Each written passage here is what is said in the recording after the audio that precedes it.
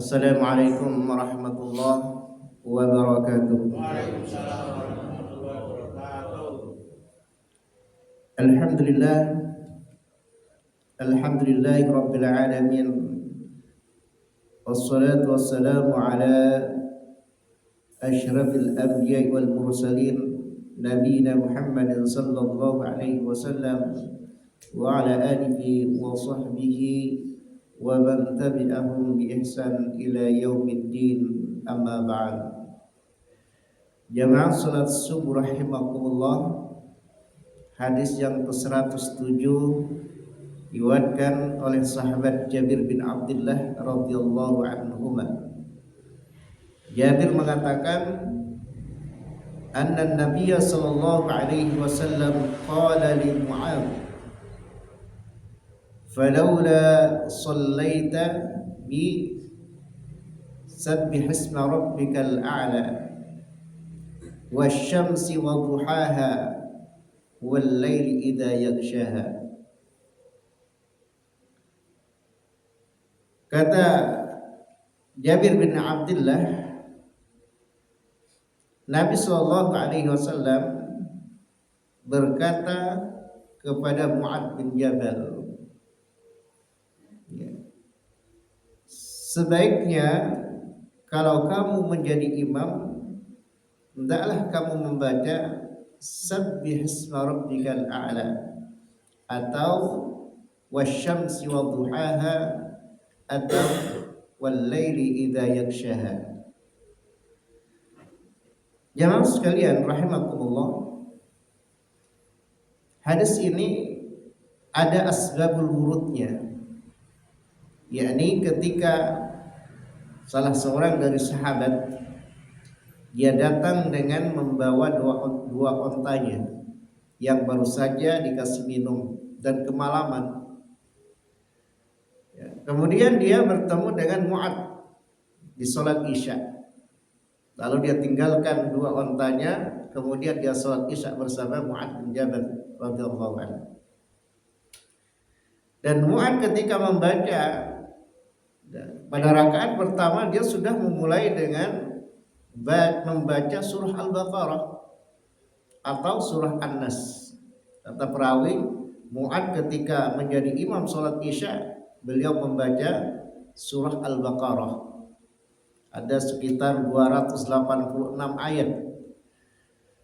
Atau dia membaca surah An-Nisa. Nah, bisa dibayangkan bagaimana panjangnya sholatnya.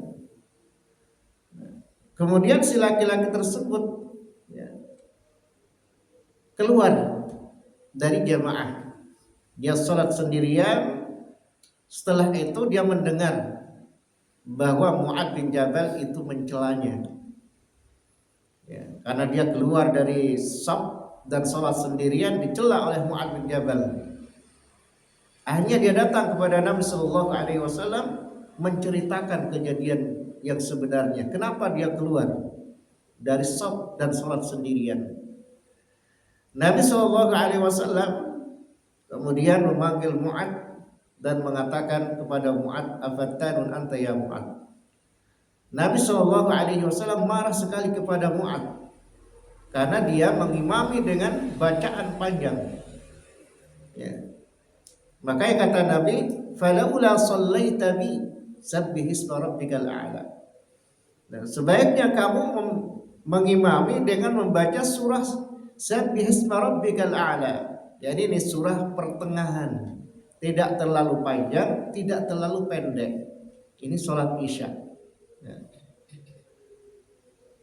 Fa innahu yusalli man wara'aka al-kabir wad-dha'if wa dhul hajah.